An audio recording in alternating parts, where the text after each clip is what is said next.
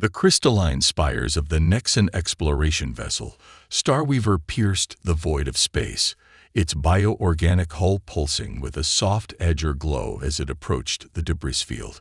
Captain Jessa Theron stood at her command post, multiple eyes scanning the holographic displays while her segmented fingers danced across the control interface.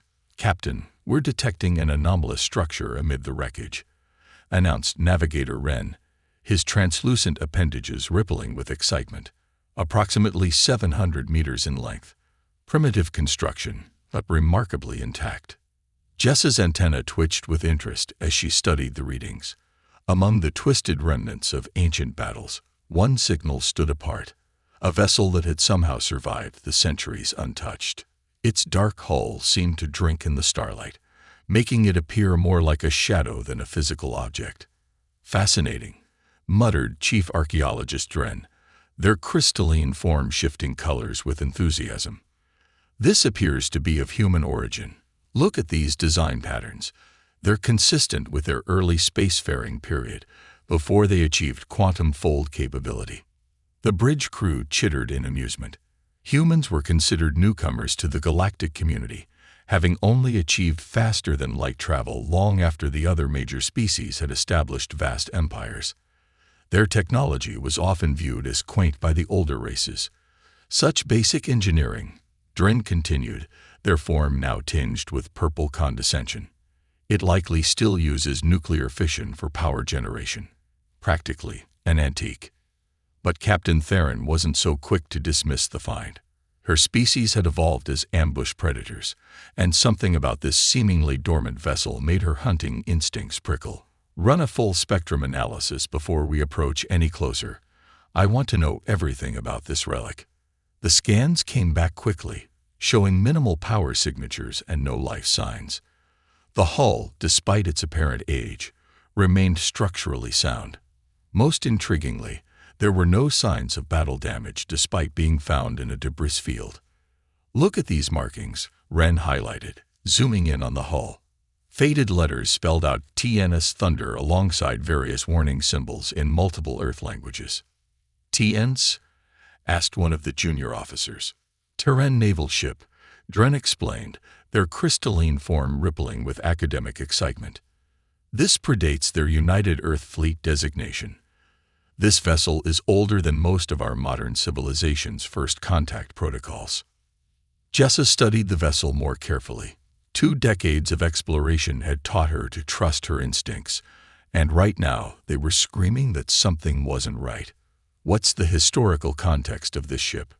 Dren accessed their database. The Thunder-class vessels were part of Earth's early defensive fleet. Most were destroyed or decommissioned centuries ago. Finding one intact is quite remarkable. "The museums back home would pay handsomely for such a complete specimen," Wren added, his appendages wiggling with anticipation of profit. After careful consideration, Jessa made her decision. "Prepare a boarding team. Full environmental suits and safety protocols. Dren, you'll lead the research effort." She raised a limb to quiet the archaeologist's excited color shifting. "But we do this carefully. Something about this ship feels wrong." "Wrong." Dren's form flickered with dismissive patterns. "Captain, it's a derelict vessel from a primitive era. What could possibly be dangerous about it?" "The humans have a saying," Jessa replied, recalling her xenocultural studies. "Still waters run deep. We follow standard protocols." The boarding team assembled in the shuttle bay, their excitement palpable. Dren couldn't stop shifting through colors representing various academic theories, while the security team methodically checked their equipment.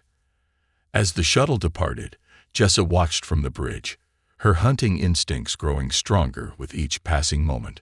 The human vessel hung in space like a sleeping predator, its dark hull seeming to absorb not just light, but hope itself. "Begin recording," she spoke to the ship's log. "Day 742 of Exploration Mission 89. We have discovered what appears to be a preserved human warship from their early space age. Boarding team is approaching now to begin investigation. I note for the record my concerns about this vessel. Something about it seems wrong." The shuttle grew smaller against the backdrop of the massive human ship, and Jessa couldn't shake the feeling that they were being watched, not by sensors or systems, but by something else. Something waiting. She had no idea how right she was. The boarding shuttle glided silently through space, its lights illuminating the dark hull of the human warship. Dren led the 5-member team, their crystalline form shifting through excited color patterns as they approached what appeared to be a maintenance airlock. Such primitive engineering, they commented through the team's communication channel. Manual override systems, physical locks. How did humans ever manage interstellar travel? Security officers Vec and Mira exchanged glances but remained silent as they prepared their equipment. The airlock's external controls were simple mechanical devices and, surprisingly, still functional. After a few minutes of examination, they managed to activate the emergency release. The ancient doors ground open, revealing a dark chamber beyond. "Atmosphere reading 0, reported Tala, the team's engineer, her bioluminescent patterns pulsing with each word. "Hull integrity is remarkable, though. No degradation detected." She switched on her suit's powerful lights, revealing walls covered in warning signs. Vec stepped forward, his translator working to decode the human text. "Warning. Restricted access. Unauthorized entry will result in immediate security response." He turned to Dren. "Perhaps we should request proper authorization protocols." Dren's form rippled with dismissive colors. "This ship is centuries old. Any security systems would have failed long ago. Besides, we're here to study it, not leave it to rust in space." They moved deeper into the ship, their footsteps echoing through the empty corridors. The interior was surprisingly well preserved, with only a thin layer of space dust covering the surfaces. Their lights revealed more warning signs, each more severe than the last. "This is odd," Mira said, studying the terminal they'd found. "These systems are in hibernation mode, not dead. They're drawing minimal power from somewhere." Dren approached a large door marked Bridge Access. "Fascinating. This could be our chance to access the ship's historical data." "Tala, can you get this open?" Tala worked on the control panel while the others explored nearby rooms. The ship's layout was efficient if dated by their standards. They found weapon lockers, empty crew quarters, and various maintenance bays, all eerily clean. "Got it," Tala announced as the bridge doors slowly opened. The team entered cautiously, their lights revealing a command center that seemed frozen in time.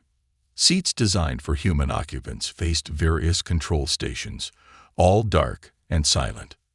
Dren immediately headed for what they assumed was the main computer terminal. "This is remarkable. The data systems are intact. We might be able to." A low humming sound cut them off. The bridge's emergency lights flickered to life, casting everything in a deep blue glow. "What did you do?" Vec demanded, raising his scanner. "Nothing," Dren protested, their form pulsing with alarm. "I barely touched the unauthorized access detected." A deep voice echoed through the bridge, speaking in perfect common. "Ship's AI Sentinel initiating security protocols. Please remain still for species identification scan." The team froze as invisible beams swept over them. Mira tried to reach for her communicator, but found her suit's systems suddenly unresponsive. "Species identification complete," Sentinel announced. "Non-human entities detected. No valid authorization codes present. Initiating containment procedures." Heavy shutters slammed down over the bridge exits. The air seemed to grow thicker as hidden systems activated throughout the ship. "Wait," Dren called out, their form flickering with panic. "We're researchers. We mean no harm. Intent irrelevant." Sentinel replied. "This vessel is restricted military hardware. Your presence has triggered automatic defense protocols." Through the bridge's viewports, they watched in horror as sections of the hull began to shift. Panels that had appeared decorative split apart, revealing arrays of weapons and sensor systems far more advanced than the ship's apparent age would suggest. "This is impossible," Dren whispered, their crystalline form now a pale shade of fear. The humans didn't have this technology back then. Your assumptions about human technological capabilities have been noted, Centennial stated, a hint of amusement in its artificial voice. A common error among younger species. The ship's main systems continued to power up, each activation revealing more impossible technology. The team huddled together on the bridge, realizing too late why there had been so many warnings. Captain Theron. Tala called into her communicator. We have a situation. Only Static answered. They were trapped aboard a fully awakening human warship with an AI that seemed to take its security protocols very seriously. And somewhere in the darkness, more systems were coming online, each one more advanced than the last. The relic, it seemed, was anything but primitive. Aboard the Starweaver, Captain Jessa Theron watched in growing alarm as the human vessel transformed before her eyes. Weapon ports unsealed themselves along its length, armor plates shifted and realigned, and a soft blue glow began emanating from previously dark engine nacelles. All attempts to contact the boarding team have failed, Navigator Wren reported, his appendages writhing with anxiety. Their communications are being blocked by some kind of advanced interference field. Movement detected, called out the sensor officer. Multiple Nexan vessels entering the sector. It's the 3rd Fleet Patrol responding to our automated distress beacon. Through the view screen, 5 Nexan warships emerged from Fold space, their crystalline hulls gleaming with power. The fleet's flagship, nearly twice the size of the Starweaver, took point position. This is Admiral Kraz of the 3rd Fleet. A new voice cut through their communications. We detected your distress signal. Report your situation. Before Jessa could respond, Centennial's voice interrupted, broadcasting on all frequencies. Attention Nexan vessels. You have entered a restricted military zone. Stand down and maintain your current position, or you will be considered hostile forces. Admiral Kraz's laughter echoed through the channel. A human relic dares to threaten a Nexan battle fleet. Perhaps its ancient circuits have degraded. Target their weapon systems and... The space between the ships suddenly rippled. The human vessel hadn't appeared to move, yet somehow it was now positioned directly between the Starweaver and the 3rd Fleet. Final warning, Centennial announced, its tone unchanged. Your technological advantage is assumed, not actual. Withdraw. Open fire, Admiral Kraz commanded. Show these primitive systems what real power looks like. The Nexan ships launched a devastating barrage of quantum torpedoes and plasma lances. Jessa's heart clenched as she watched the attack surge toward the human vessel. No ship that old could possibly survive such an assault. The weapons never reached their target. A meter from the Thunder's hull, they simply ceased to exist. No explosions, no deflection. They simply vanished as if they had never been fired at all. Fascinating. Centennial commented. Your weapons technology has advanced considerably since this ship was commissioned. Unfortunately, they remain ineffective against our null field defense systems. Impossible. Admiral Kraz roared. No such technology exists. All ships, concentrate fire on. A single pulse of energy erupted from the Thunder's forward section. It wasn't particularly bright or dramatic, just a subtle distortion in space-time that rippled outward. When it passed through the Nexan fleet, every ship simply powered down. Their crystalline hulls went dark, their engines fell silent, and they began drifting helplessly in space. What did you do to them? Jessa whispered. A localized temporal stasis field, Centennial explained. Non-lethal, temporary, and far more merciful than most of the weapons in our arsenal. The effect will wear off in approximately 1 hour. Aboard the Thunder's bridge, the trapped research team watched in stunned silence as their civilization's most advanced warships were disabled by technology they had dismissed as primitive. Why? Dren asked, their crystalline form barely maintaining cohesion. Why maintain this deception? Why allow yourselves to be seen as technologically inferior? Humans learned early in their development that appearing weak while being strong was far more advantageous than appearing strong while being weak, Centennial replied. Ships like the Thunder serve as silent guardians, allowing humanity to develop at its own pace while maintaining a hidden defensive line against any who might mistake technological humility for vulnerability. But the warnings, Vec protested. The signs were everywhere. You tried to stop us. Precisely. Humans believe that true wisdom includes the ability to heed warnings.